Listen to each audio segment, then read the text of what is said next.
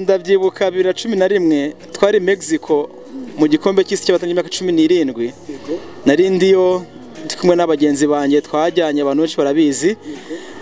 Hari match ya Canada nakinnye mu mateka mu buzima bwanjye yaranshimishije, kuko numvaga ko isi yose iri kundeba, mama wanjye ari kundeba, bakuru banjye bankunda ari kundeba, bashimye bari kundeba, kuko nari mbizi ko mu rugo hateraniye abantu baje kureba iyo match.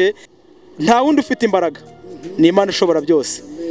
Ikintu abantu babo aka kanya abakinnyi muri rusange bakora ni ugukora imyitozo, ubundi bakizera Imana yabahaye impano. Ntabwo kuguha impano wabanje guterekera, ni Imana yakubonye imyaka 10 iguha impano, irangije kuzamura, ukina muri APR, ukina Rayon Sport, ujya hanze ukina. Uyu munsi icyo nababwira ni ukureka ibyo bibwira byose, bakibwira ijambo ry'Imana, buri Imana ikabana nabo.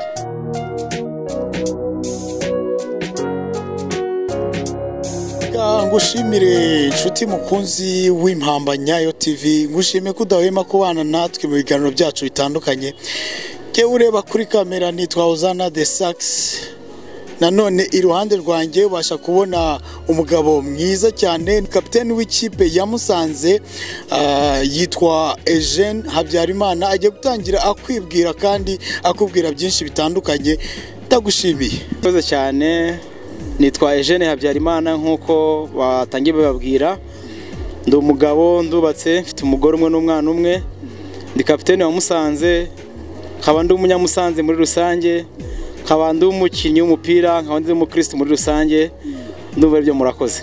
Uri umukristo w'irihe itorero? Ndi umukristo mu itorero rya ADPR.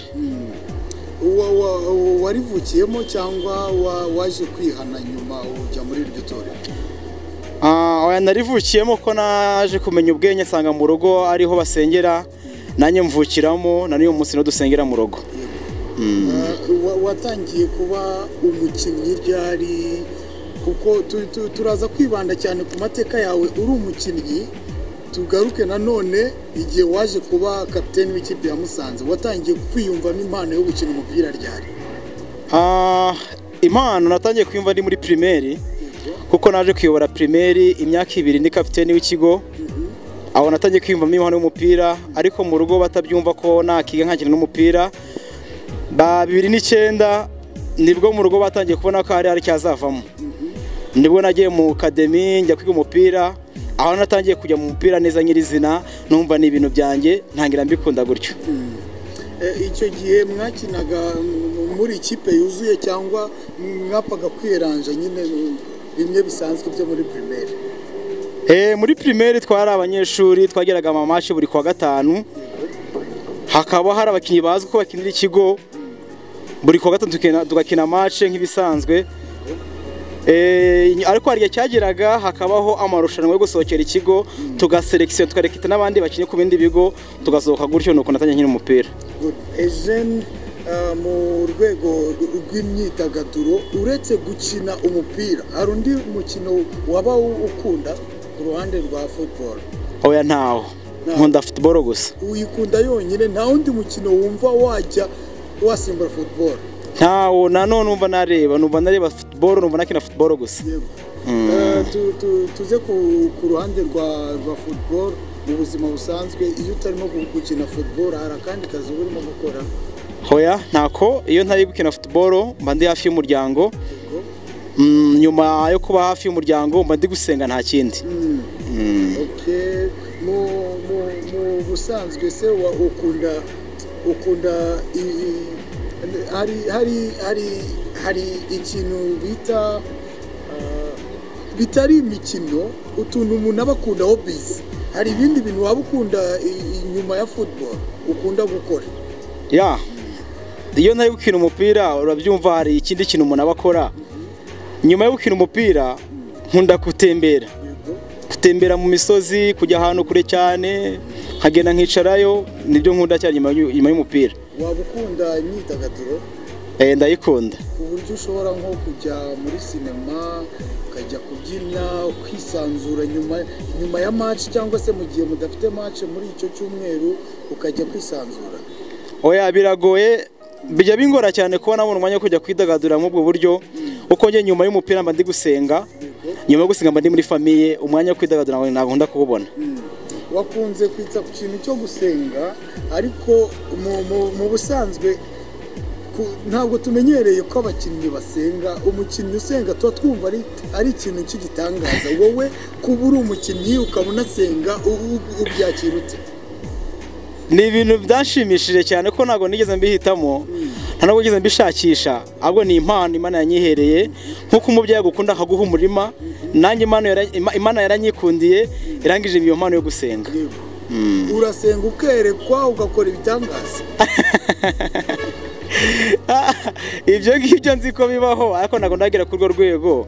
Ariko iyo umuntu ageze ku nivo yo gusenga akareka icyaha aba ageze ku rwego rwiza. Ndasenga nkumva hari ikintu ku mutima nareka, nkumva sinabangamira mugenzi wanjye. Urwego ngezeho mba numva runshimishije. Yego. Hanyuma watubwiye ko ufite umugore n'abana, ese ujya ubabonera igihe gihagije cyo kubitaho, na cyane ko mukunze kugira match nyinshi, imyitozo, ujya ubona igihe gihagije cyo kubitaho? Ntabwo igihe nakibura cyo kwita ku muryango wanjye, kuko madamu ndamukunda cyane arabizi, n'umwana ndamukunda w'imfura Prince ndamukunda. Ntabwo nabura umwanya kuko mu buzima nkora ibintu bitatu: no gukina umupira, no gusenga, no umuryango. Rero ntari mu kazi ntari gusenga ariko n'umuryango umwanya barawubona uhagije. Eugene, tukomeze nyine tuganira mu buzima bwawe busanzwe. Ukunda kurya iki? Ni bihe biryo bigufasha kujya muri match wumva uri fit? Buriya mu buzima bwanjye kuva kera ndi umwana mutoya, wenda ntago nava ngo ndi umwana mutoya, ndi umwana muto naga inyama nazibonaga nk'uko ubu nazibona, ariko ubu nkunda akawunga n'inyama. Akawunga n'inyama? Uri kumva ko inyama zitaraboneka nakundaga akawunga n'ibishyimbo, ariko inyama zarabonetse ubu ngubu ubu ndazirya. Twavuga ko inyama zirya kangahe mu cyumweru? 3 mu cyumweru. Zarabonetse neza. Bitewe n'umubiri w'umuntu n'akazi umuntu aba akora, hari igihe ugira management y'ibyo kurya. Hari amategeko adasanzwe babaha nk'abakinnyi muba mugomba kubahiriza mu bijyanye no kurya? Kuko ibyo kurya biba bihari utimanaginze cyangwa bakumanaginge, kuko bura mu mupira tugira abaganga, ufite umuganga ukuvura, ukagira n'umuganga ukumenyera ibyo kurya. Rero utimanaginze ngo umenye ngo urarya iki urareka iki, kuko byose ubu bikunda. Wakiretruva washiduka, umubiri wawe wakunaniye, wabyibushye, ibiro byiyongereye, kazi kakunanira. Ni byiza cyane. Mu bijyanye no kunywa, ukunda kunywa iki? Nkunda ji. Ko tuzi ko abakinnyi benshi bakunda agasembuye, wowe nta kuntu ujya urebaho? Nagize umugisha n'amahirwe mvuka mu muryango utanywa inzoga. Mu buzima bwanjye sinzi inzoga ko nimera, nakuze numva ntashaka no kuzayinywa, kugeza n'uyu munsi sinzi ko nimera ngo ngeze nk'inzoga. Ubu ntabwo uraguta ku nzoga ngo wumve agasembuye ukuntu karyoherera ukuntu? Hoya, nubwo twatsinda match tukajya muri reception, inzoga ziba zihari, tukajya muri hotel tugacerebra, nakuze numva ko inzoga ari kizira ku buzima bwanjye, na n'uyu munsi mba numva ko ntacyo zamarira, ikitamfitiye umumaro mu buzima bwanjye ndakireka. Niye match mwaba mwarakinnye ikagushimisha ku rwego n'uyu munsi ushobora kubibwira abakunzi bawe cyangwa se abafana bawe ukababwira uti iyi match sinzigera nyibagira? Ndabyibuka 2011 twari Mexico mu gikombe cy'isi cy'abatanyi imyaka 17. Nari ndiyo ndi kumwe n'abagenzi banjye, twajyanye, abantu benshi barabizi. Hari match ya Canada nakinnye, mu mateka mu buzima bwanjye yaranshimishije, kuko numvaga ko isi yose iri kundeba, mama wanjye ari kundeba, bakuru banjye bankunda ari kundeba, bashukanye bari kundeba, kuko nari mbizi ko mu rugo hateraniye abantu baje kureba iyo match. Ni match mu buzima yanshimishije, iri kuba live muri salo huzuye abantu, mu madishi yuzuye abantu, bari kurumwa n'abari gukina match. Wabyakiriye ute urangije match usanga abantu barimo kugukomera amashyi bati congratulations, wakoze ibintu byiza? Ni match nasabye Imana. Twageze Mexico, nari umukinnyi wa kabiri ku mwanya, umukinnyi mugenzi wanjye wanzaga mu kibuga agira ikibazo cyo kugira amakarita 2 y'umuhondo. Umutoza twari dufite Tardi aza kunyegera ambwira ati ese witeguye gukina match ya Canada? Ndabwira ati nditeguye cyane.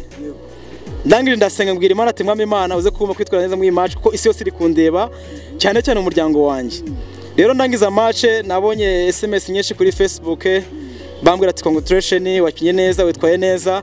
Byaranejeje kugeza n'uyu munsi byishimo, niyo ngize ibibazo nibuka ya match nkumva ndonge ndishimye. Okay, turacyavuga cyane ku mikino yagushimishije. ariko hari amakuru mfite ngo hari umukino wigeze gutsinda ku buryo nawe mu buzima bwawe igitego watsinze utazakibagirwa. Ya hari match ya Rayon Sport nayitsinzemo igitego iyo match, ariko ntabwo yaje kurangira neza, ariko igitego ndagikunda cyane kuko n'umupira wari uteretse ndawutera urugendo ujyamo, ariko finally byarangiye badutsinze. Babatsinze bate? Nagize over confidence, nyina angira indiscipline tactique mu kibuga magara nabi, baza kunyuraho batsinda muzamo kandi umudefenseri. Iyo match kitego cyaranshimishije, ariko match ntabwo yanshimishije. Icyo gihe wakinaga muri defense? Nari umudefenseri, n'umudefenseri ndi kuri kabiri, mfata umupira nshenga umuntu wa mbere wa kabiri, numva nacenga n'uwa gatatu, barawunyaka baragenda batera muzamu kiba igitego, numva umutima wanjye urababaye, umunsi ndaraye nabi.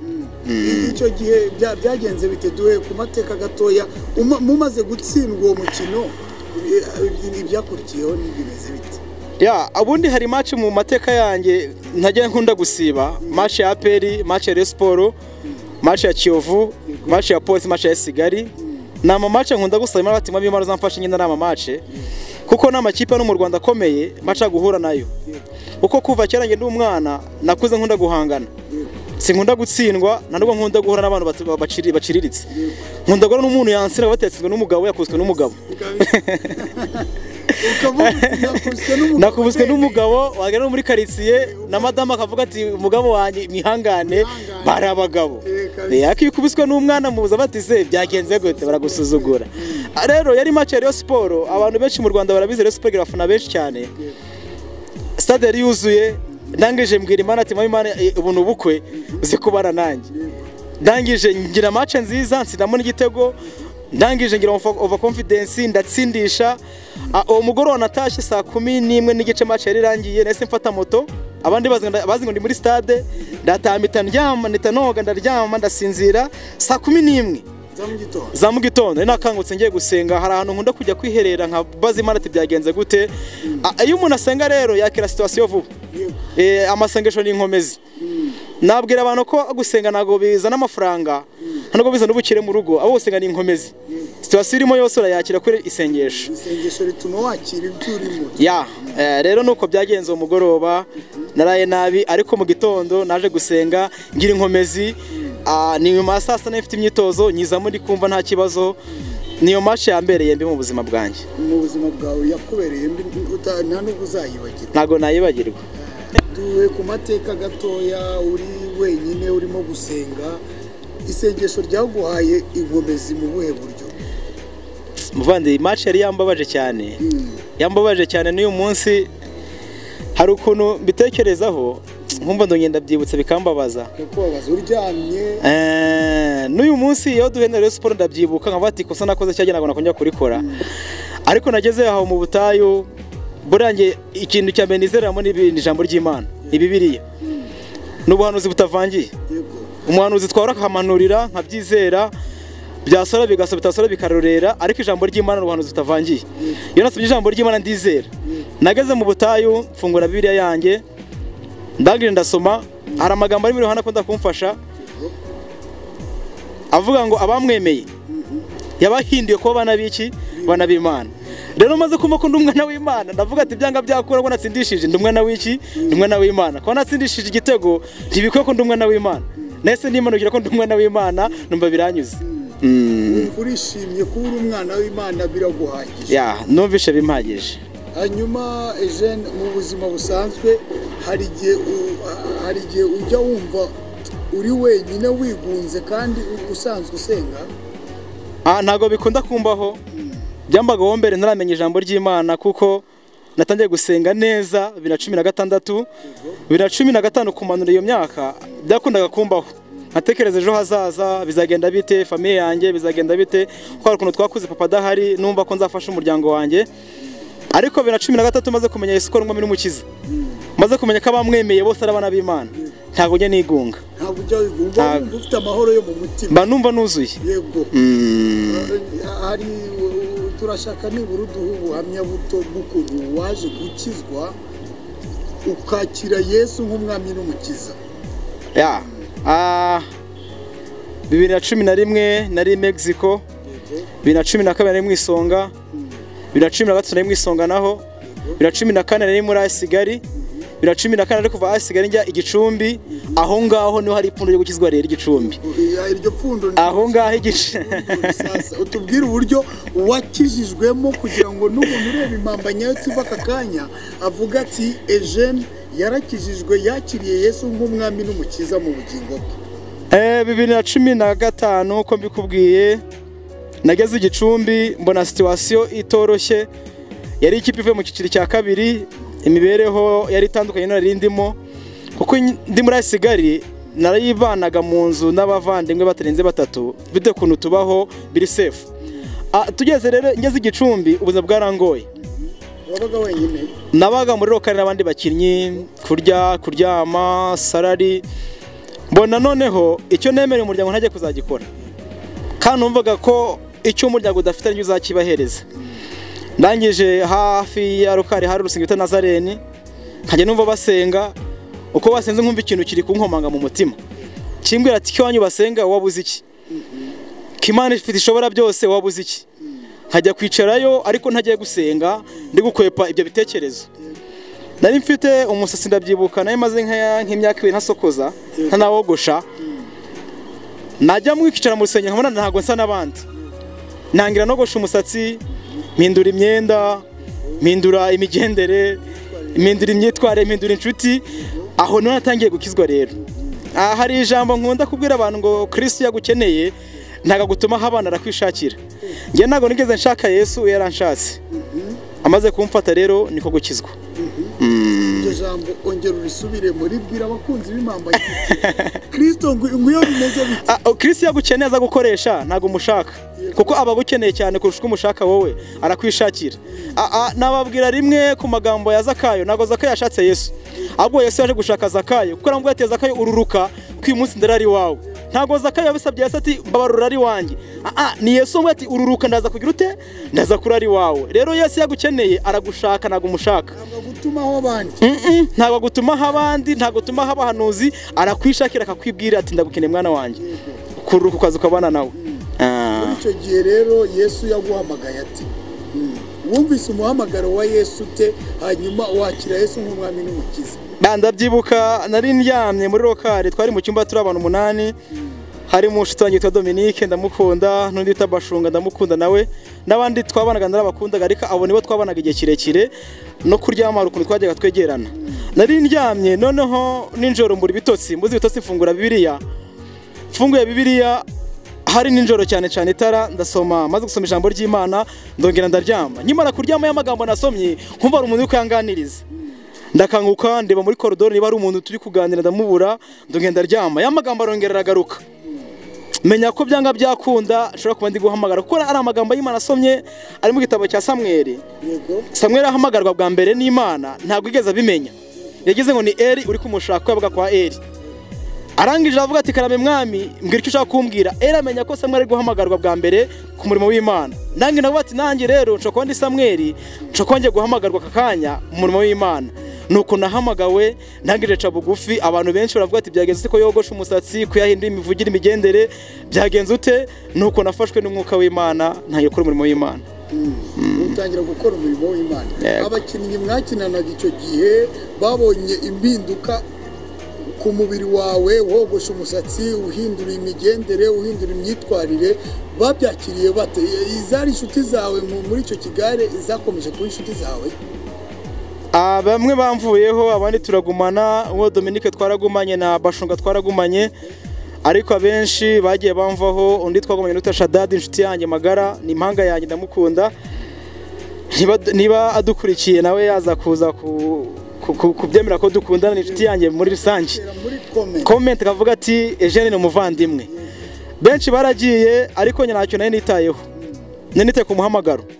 Namaze kumenya ko Imana iri kumamagara, ndavuga ati abavandimwe bagenda, inshuti zagenda, ikizimanuka Imana yampamagaye. Abenshi bavuze ko ari ubwoba bw'ibihe ninjiyemo, ariko mvuye i Kigali, mvuye muri Kigali, mvuye Mexico, ngeze Igicumbi, kipe ya 12, nubwo bafite bw'ibihe, niyo mpamvu mpinduye imyitwarire, ako nago bamenye ibanga ngewe mfite muri ngewe.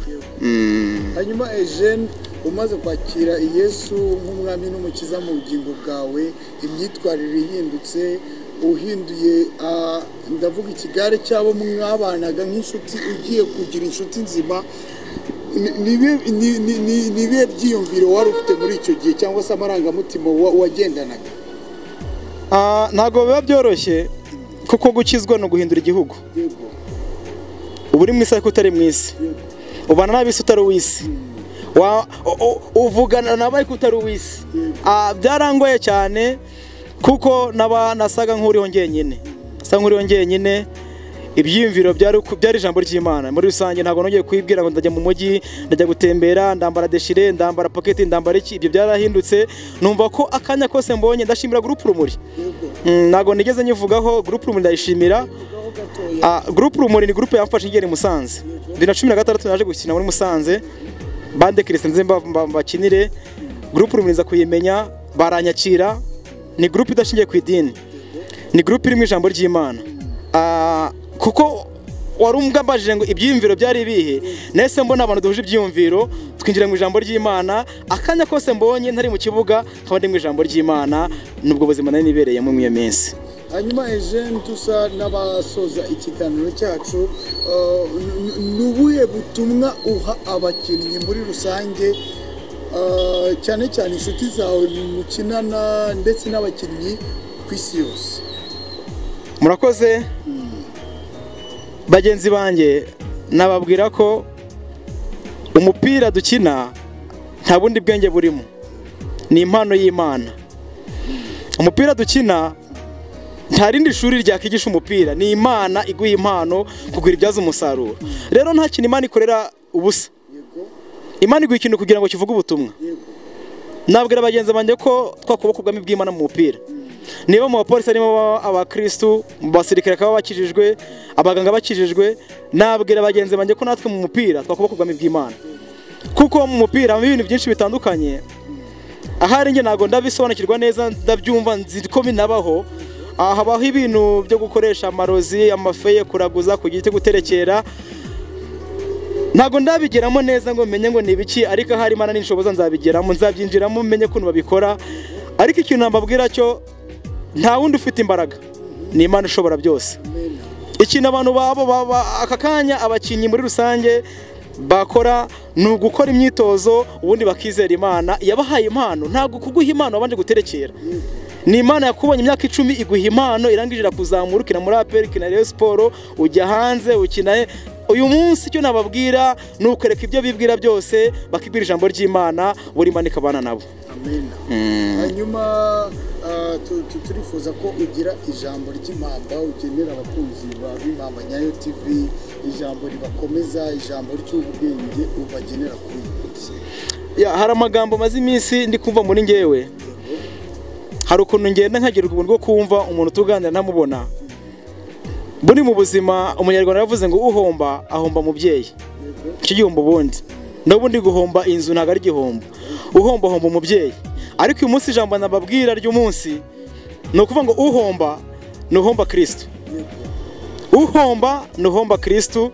Nta kindi kintu wahomba mu buzima, kuko inzu wazishaka, umugore yagenda ugashaka undi, Kristo yagiye ntabwo wapfa kumubona ko yarakwishakiye, ntabwo ugeze umushaka. Rero uyu munsi uhomba Kristo, umufite amukomeze, n'utaramubona amushake. Nicyo nababwira.